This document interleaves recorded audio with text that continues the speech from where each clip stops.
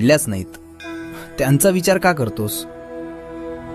बाळा, over thinking हे तुझ्या अर्ध्या दुःखाचं कारण आहे. तू स्वतःच्याच मनात वादळ निर्माण करतोयस. जर असं झालं तर, ते तसं झालं तर.